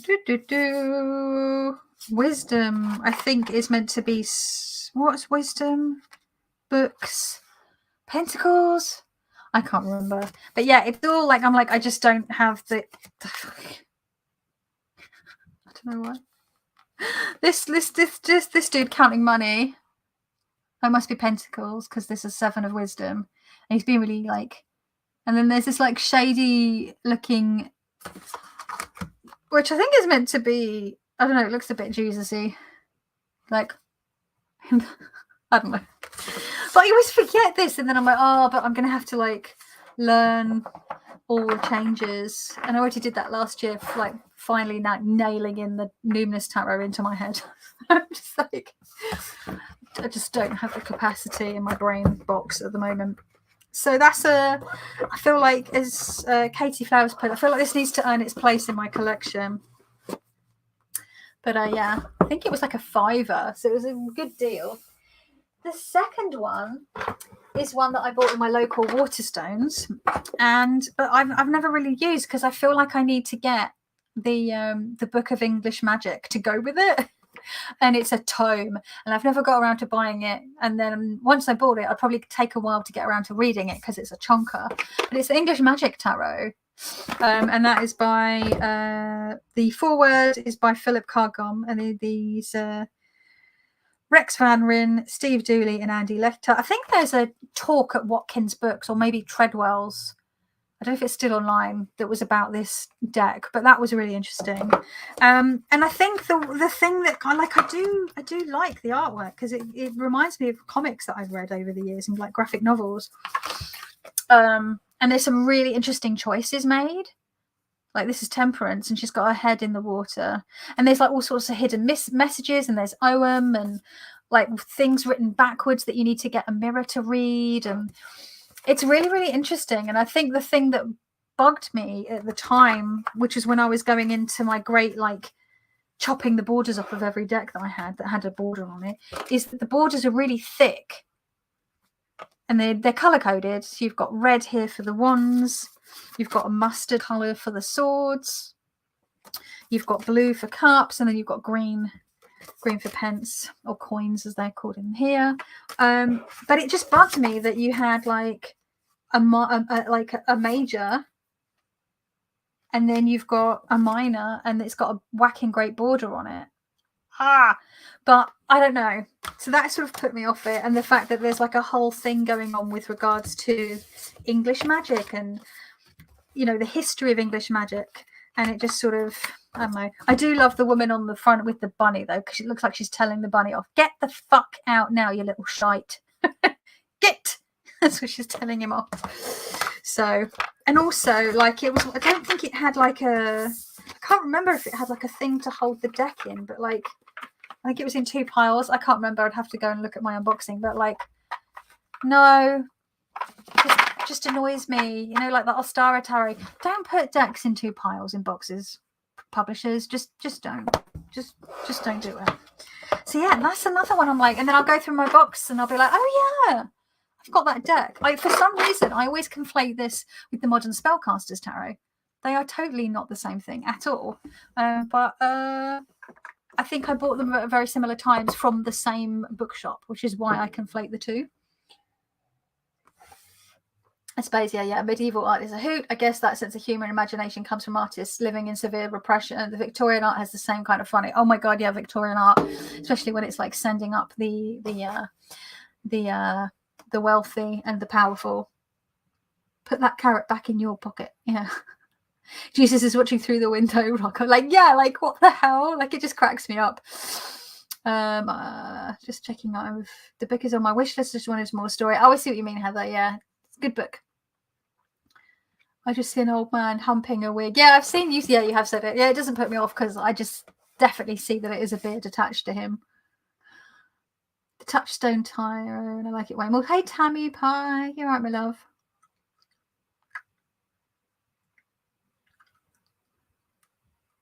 I hate the 2 piles box, right? Like, it's just so annoying. Like, yeah, like a fucking jigsaw puzzle. Like, it does, doesn't it? That's what it sounds like. No, not acceptable in this day and age, anyway. The third tarot, I always forget. I bought this thinking I'm going to use this just as much as its sister deck, and I see its sister deck as the Morgan Greer Tarot, which is possibly my favourite tinned deck, next to now clearly, obviously, this bad boy.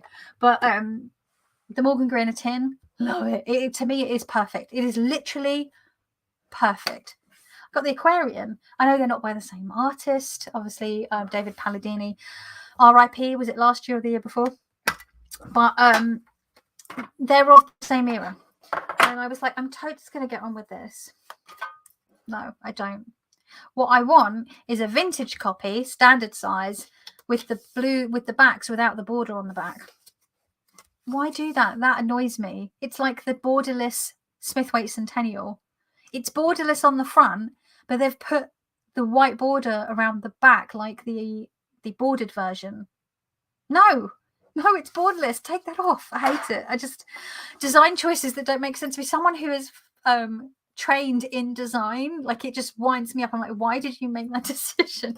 But yeah, I think the colours in this tinned version are possibly a bit different. I think they're maybe a bit more washed out. I can't remember if they're meant to be bolder or a bit more washed out, but I thought, fuck, if it's bolder than the standard size, I dread to think how washed out the standard size is.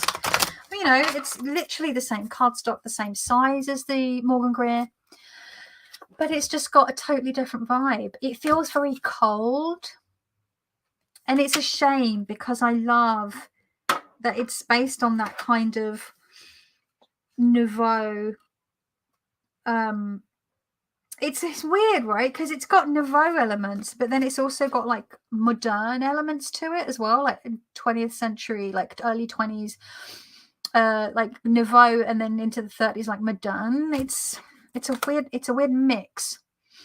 But, and I think everyone in this deck is as pasty as I am. And I would say it's because they're making them the same color as the cardstock, but some of them look a slightly different shade of pale to the cardstock. I don't know. It's just very washed out, and the lighting isn't helping, but I don't know. I wanted to like it. You know, it's got some really cool stuff going on. Very sort of, yeah, that's got like nouveau elements to it. But alas, so I don't know. Again, I feel like this needs to earn its place. But then is it this? I hate this guy. I hate him. I hate him so much. Look at his stupid face. So yeah, it's a thing. I don't know. And then every time I go to get rid of it, I'm like, but I can't, because I don't feel like I've given it a fair shake. But I don't ever give it a fair shake because I don't ever want to grab it. I go to grab it and then I'm like, no. I think maybe I would like the vintage version a bit more, but you know, they're harder to come by and more expensive. And yeah. Oh, there's a Spanish version, Tammy. That's good to know. Is that like a contemporary printing? I never liked the backs and they were in that blue, and the design pattern didn't match anything the deck. I feel like it does work, the backs. It has, yeah, maybe it's a slightly different art style, but it still has that early 20th century vibe to it when you think of like, but then it gets into, yeah, hang on. Just checking.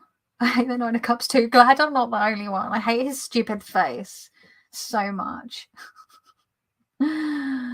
Regina's Tarot and Wirecraft. Hello, Regina.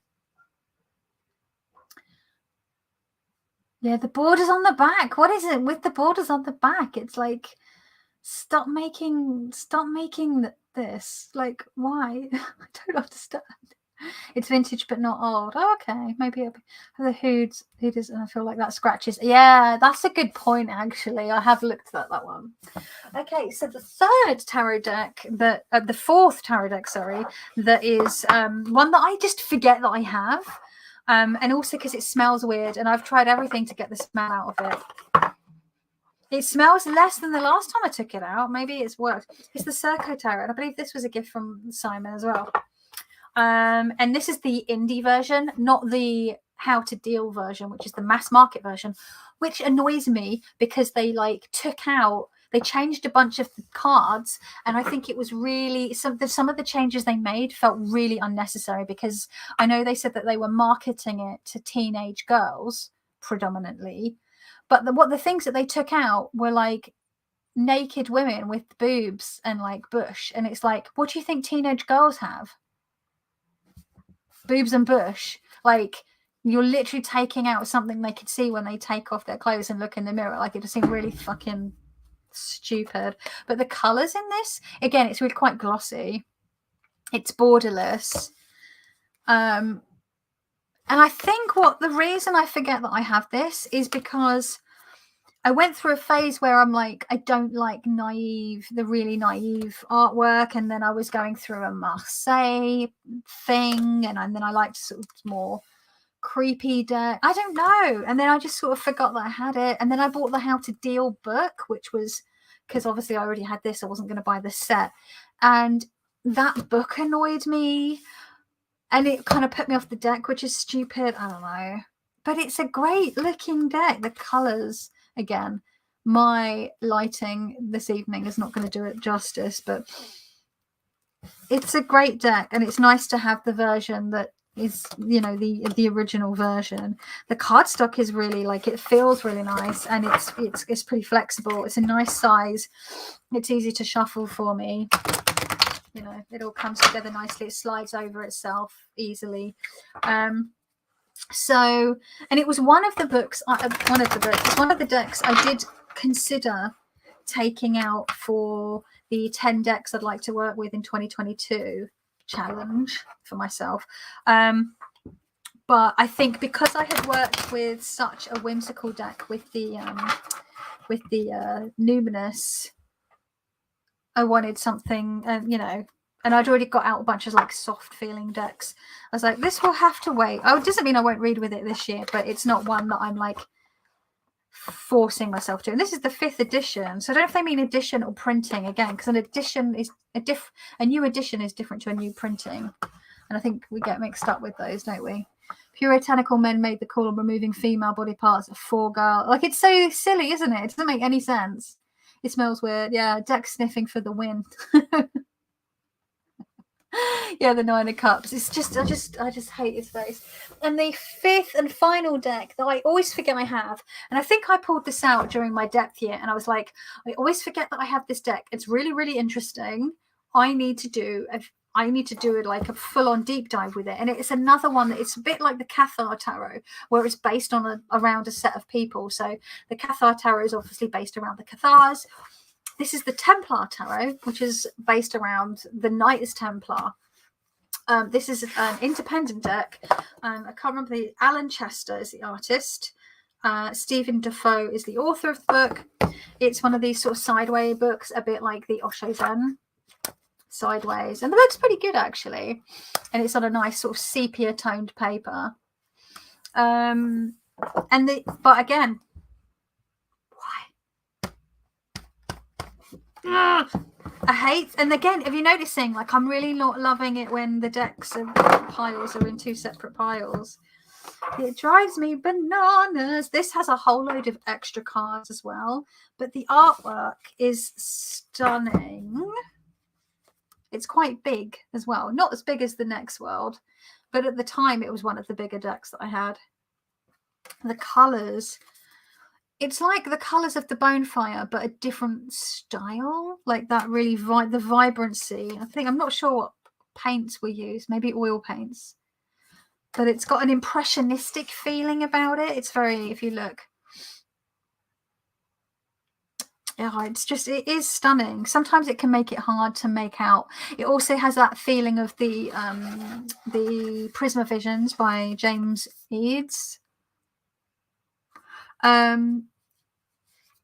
it is beautiful, and I'm like, oh my god, I've got this deck. Why am I not using it? But again, it's like, oh, I don't want to have to like dig into the whole, you know, and it's got extra cards. I don't know.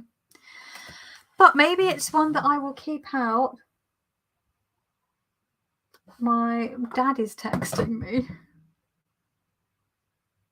Oh, my stepmom wants to know what my Etsy shop name is. I'll let them know later. Bless her. So yeah. This is the Lovers. Like, it's really weird.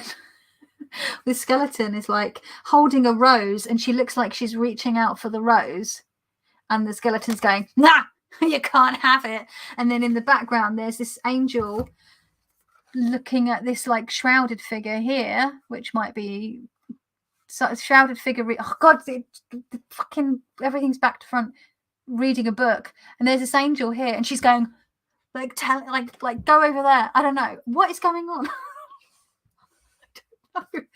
So it just makes me like, you know, I've always wanted the sake rather than the Circo. Yeah, I wish I'd pulled the trigger on the sake when it was available. You know, though, maybe it'll get a mass market printing, because there's so many decks that like disappear, indie decks that disappear for a while, and then they come back even like 2-3 years later, and it's a mass market, and you're like, oh, I can has it now. But look how chunky. Like that's with the extra cards in, which there's like an extra like 20 or 25 or something, but still, like, it's a chonker. Even if you took a wedge of them out, it's really, I can't riffle shuffle it, but haha, now I know how to side shuffle. I'm like, maybe it works. I can side shuffle it. So yeah, I'm like, I think a couple of these I'm going to keep out. I think I'm going to keep the Circo Tarot and the Templar Tarot out, to remind me that I do in fact own them, and that they are options to pull out for readings. But yeah, this is one of those decks that it needs its own like journal, and like I don't want to have like 50 journals going at the same time, because they take a lot. They're a lot to set up, right? Like, let me show you the setup. Like, I want them to look really pretty. So this is the one for the Antique Anatomy. Like, there's a whole like thing going on with like pull-outs, and I make them like almost like tatty kind of junk journal things, and things that fold down and out, and there's tip-ins and flippy flips, and you know, I want it to like, and then like for the like, I like to set up I set up each page for the cards, for the ones, so like these ones I haven't filled in yet. I haven't worked because I don't work in order, but like it's a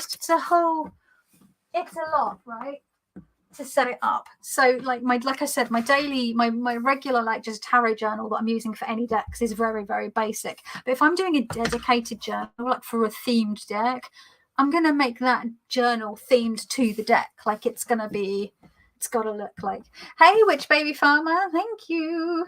That's very kind of you to say. Well, it's my birthday tomorrow. It's not quite. I feel a bit. People keep saying happy birthday. I'm like, it's not my birthday yet. But thank you. Yes, it's my birthday tomorrow. It's the 24th. 24, yeah. No, I'm not going to be 24. I'm going to be 41. Where did the time go? So that's, yeah, that is over an hour and a half. I was also going to talk about my year ahead reading and some other stuff, but I have been live for ages, and I think dinner is going to be ready in about 10 minutes. So, and I'm really hungry. So what I'm going to do is I'm going to do a profound and profane reading to top this out. I'm just going to finish my mezcal.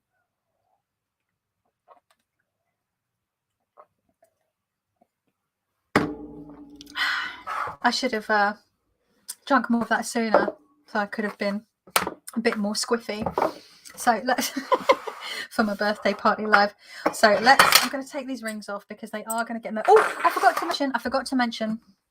I lied. I forgot to mention 2 decks that I said I would mention at the end. Just a babe. Well, not quite. It's not like I'm 25. Are you going to come back tomorrow and open a present? Probably not. But never say never. Mikey's Tarot, happy birthday, strong. Thank you very much. And thank you, Spiral Heart. And Amanda, hello. So yeah, one of the decks I received last weekend, the Tattoo Tarot, Ink and Intuition. I did like a random reading with this on Tuesday morning. Ooh! Man, did it like punch me in the face with its like. Actually, it didn't punch me in the face. Like it was a really nice, supportive message, but it was so on the nose and so like I was like, out like tarot is so uncanny, isn't it? Like how does it do it? How does it work? Tell me your ways. I just don't understand. But yeah, so this deck, you know. You might notice I'm a fan of the inks. So did I? Yeah, got under my skin, Robin. But yeah, I would have liked to have seen some people of color in this deck, and not so many like Hoxton, like hipster types. But I think they were just trying to do a traditional thing where the people are the same, traditional Marseille, where the people are the same color as the cardstock. But I'm like, if they're meant to be tattoos and you're tattooing them on people's skin, you can give them different skin colors, like, you know, because they're tattoos. It doesn't matter. Like, but so that sort of bugged me. And which bugs me about a lot of modern decks. It just feels very unnecessary these days. But other than that, I've sort of read once with this. It was a really fucking good reading.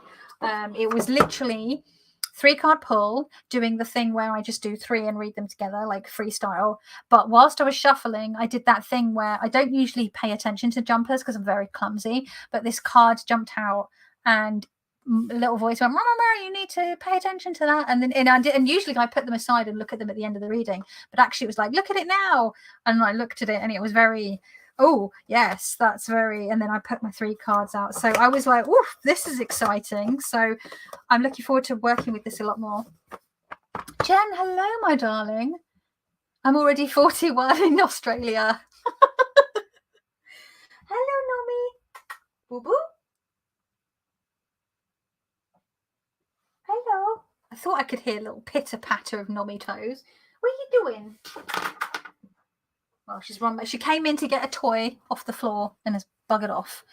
I'm a bit warm now. But yeah, the other one is the Oak, Ash and Thorn by 3 Trees Tarot, which was sent to me by Stephanie so kindly for my birthday. And I'm just like, this is going to be my monthly reader for my month ahead and my week ahead readings for February. So I'm holding on to it. And it is just, I can't even get words out. It's stunning. The cardstock's lovely. It's very chunky, but I have managed to shuffle it. it's very storybook. It's very soft, and like I've said, like a lot of the decks that I've pulled out to work with for the like near future, the coming months, are very soft, nurturing decks. I've pulled out the Magical Forest. I think I'd already pulled out the Sasarobito, the Empty Cup Oracle. I'd pulled out the Osho Zen because it's very familiar to me. I pulled out the Animal Wisdom Tarot, which is now called the Animal Spirit Tarot. Not super chuffed with that renaming. What else did I pull out? I pulled out my what else is in here? I can't remember what I bloody pulled out now because my memory is trash. Oh, that was it, the Happy Tarot. I've also pulled out now my Fae Tarot because I've trimmed and backed it in hologram paper because this needs to earn its place in my deck, in my collection. And Tarot of a Moon Garden. So yeah, lots of very soft, yummy colours, lots of purples, lots of pinks, lots of very soft, lots of animals, lots of, you know, I don't know what that is.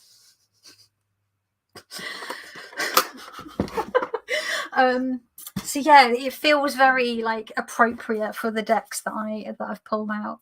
So I'm going to make a pouch for this one for sure. I already know because there's a pouch that I made. I'm going to show it actually. I've got a whole box of pouches, 2 deep. There's this one pouch that I love so much. I was almost like, shall I keep it for myself? Unfortunately, I don't think it will be thick. It'll be wide enough to fit this deck because it's so chunky. I will need to make a custom pattern for the Oak, Ash and Thorn. But, I've left the earring. All my jewellery. I'm dropping everything. Dropping all the things. All the other things. But I'm going to make one like this. So it's like a brown and like a rust colour on the inside with like a rust coloured stitching. And then I've used like a brass little fawn charm. And then I've used like a twine. So it feels very like earthy and woodlands and like it's all wood and I don't know. And I'm like, oh, I'm going to do that for the Oak, Ash and Thorn, I think. I think it will work really nicely. So yeah. But yeah, Spiral Heart gets profound readings with this deck. Yeah, oat. Now I know what people mean when they say oat or self-addressed envelope. Smoke, ash and embers. Oh my god. I have the postcard of this, the small print of this, and it's already, as soon as I'd finished my unboxing the other day, I put the print straight up above my desk and I'm looking right at it. It's so cute. But it's just, I just want to go on a walk in this forest. And I love the squirrels. Oh, again, the cute aggression. The fawn. Very Bambi-esque. It's just beautiful. Like to the point where like my heart hurts looking at it. It's just stunning. So yeah, that is another one that I'm really excited to work with because it's gorgeous. Oh my god, I'm dropping everything. So yeah. So bye, my love. Bye, Aspasia. I have mine in a very nice bag in a fox embroidered. Oh, that sounds nice with a fox embroidered on it. That sounds very appropriate. Nice combination of a pouch. Thank you, Heather. Yeah, I'm super excited about that. I've been playing with my die cutting machine that I got for Christmas for doing some decorating on my pouches as well, which is very exciting for my double pouches. So yes, anyway, let's see. I still haven't heard the blender whirring to blend the soup, so I know I'm okay for dinner time. Let's do a quick. Again, I'm keeping the pocketbook aside for this deck because I never had the guidebook for this because I had the indie version, which simply has a little paper fold out, like a pamphlet, which doesn't give a huge amount of information. So far, I find Kim Kranz's messages in the book have been very, very hit or miss for me. personally, but you know, we all have different ways of seeing the cards, and this is obviously Kim's creation. So I do appreciate when the artists themselves actually, you know, write the book, and they actually give their reasoning or perspective on the cards, so you can sort of see where they were coming from with the depiction that they've. Bye, Ange, my love. Thank you for popping by. It was lovely to see you. I'm not going to do my full-on like shuffling routine because this is not really a serious reading. It's the profane and the profound and profane. It's a bit of fun in it. So let's pick a card. We've got, oh, nice. We've got the Ten of Cups. Look at that. I love this card. It's beautiful. So we've got the Ten of Cups. Feels very appropriate for a party. Ten of Cups with the abundance, the joy, the overflowing. We had the Ace of Cups the other day, so we've got bookended. And now we're going to go for the old rigmarole of shuffling this bastard thing. So for those of you who've not seen me shuffle, what I do these days, I've kind of different ways of doing this over the years, but I sort of break it into like piles, anywhere between sort of 4 and 6 piles, depending on my mood, a number of times, and then putting them back together just to sort of get a bit of shuffling going on. And just put them just in tune, like just whatever I fancy. You just do that. 3 is a thing for me, so I like to do usually about 3. I'm just going to separate that one. Why not? And they don't have to be like exactly even. And then I break it into 3. And then I pick a pile. I'm feeling this one. These 2 can go. And this is the pile that I'll pull from. I will then riffle shuffle this because it's small enough for me to riffle shuffle and bridge, which I am doing now. Ooh, that did not work. It's because I need to stand up because my shoulders are cramped up near right up to my ears when I'm sitting down. Oh, I do love a good bridge. It's a really satisfying feeling and a really satisfying sound.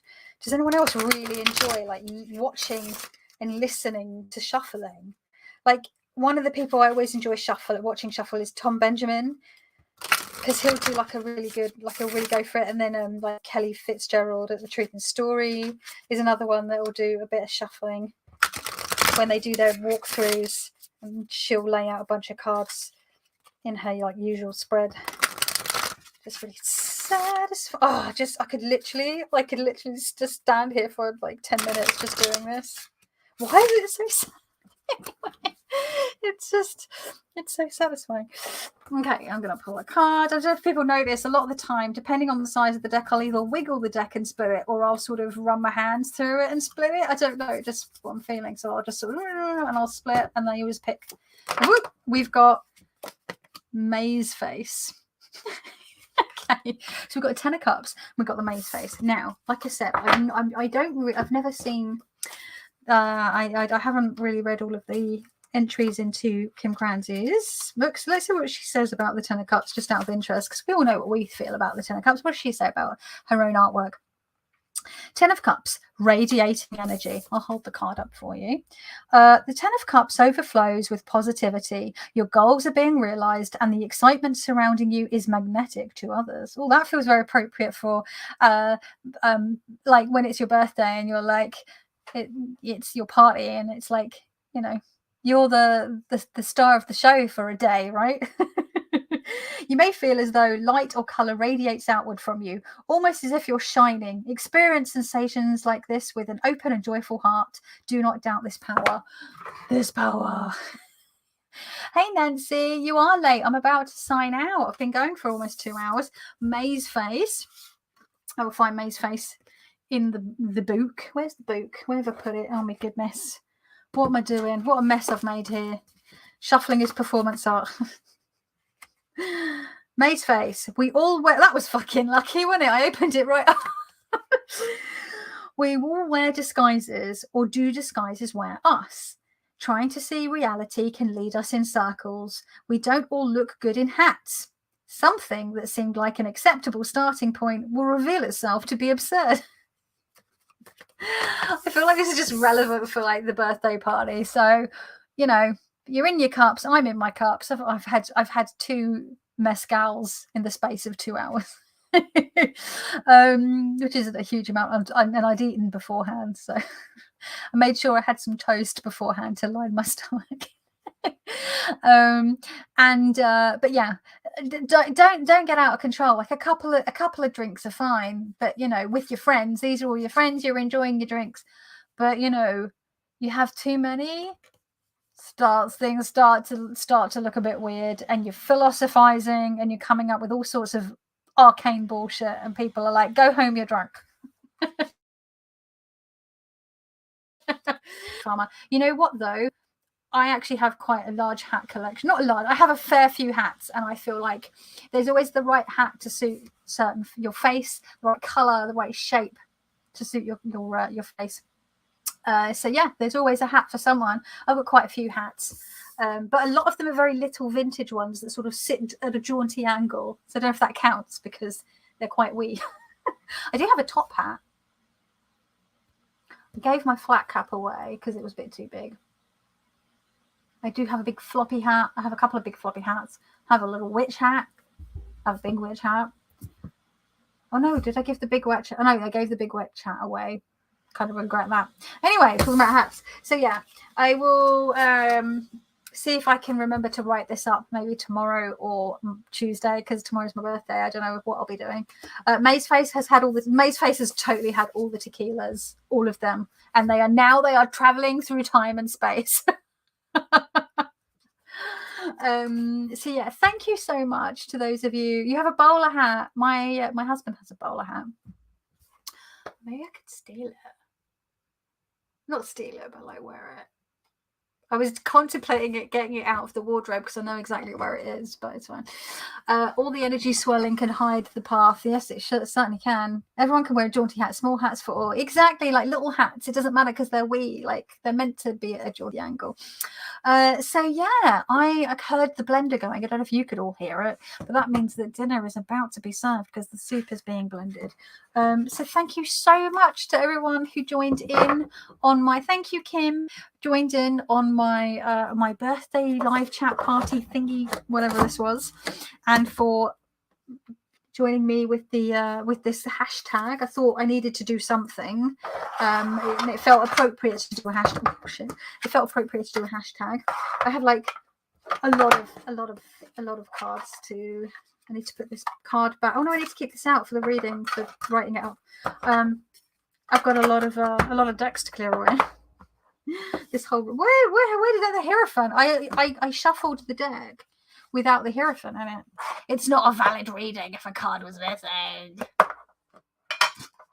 Let's pretend that was there. I don't know how that got left out. Or maybe was it just, I don't know. Maybe it was. I don't know. What is going on? I don't know. I think the tequila the mezcal is clearly it's kicking in now. Definitely time to go. I will enjoy my leaky potato soup.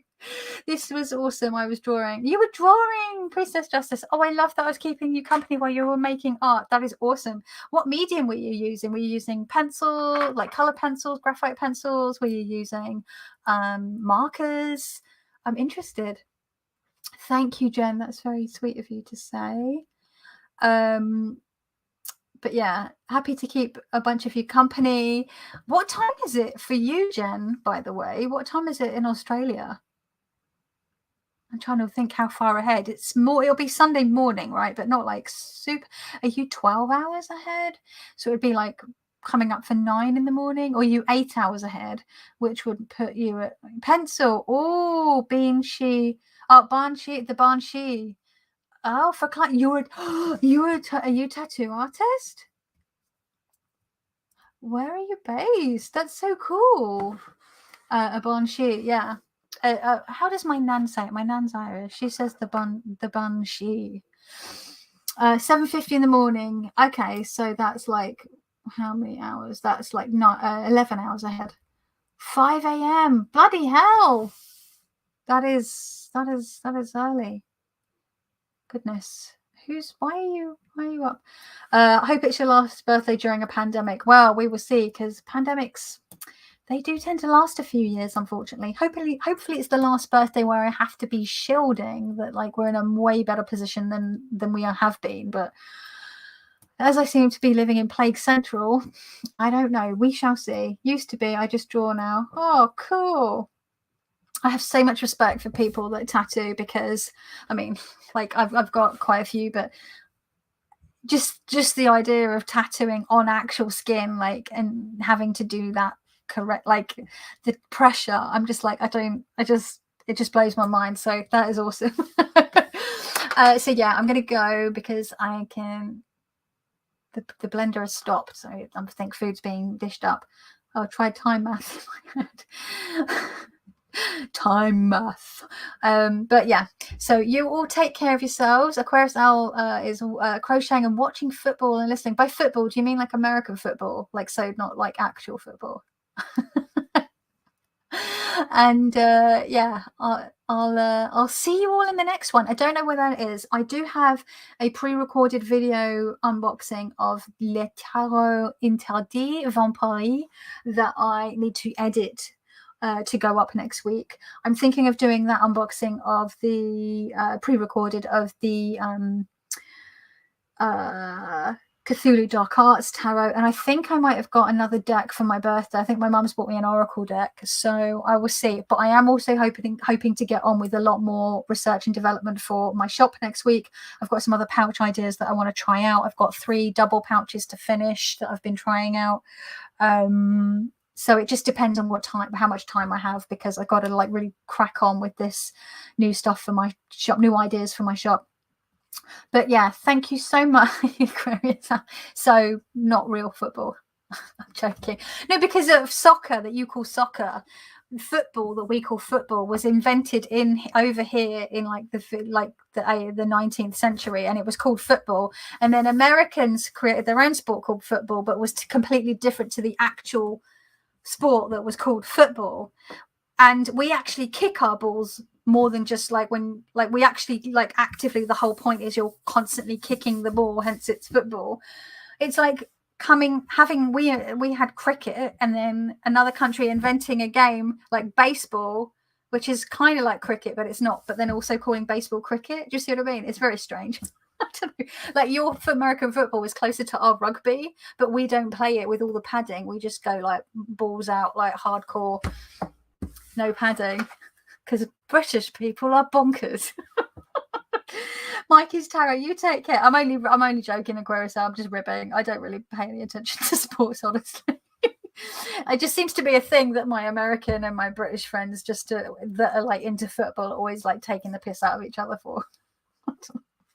I think it's a thing. But yeah, you all take care. I keep saying goodbye. I really need to go because it's been 2 hours, which is a lot, and I'm really hungry now. So you take care of yourselves, stay safe, and ciao.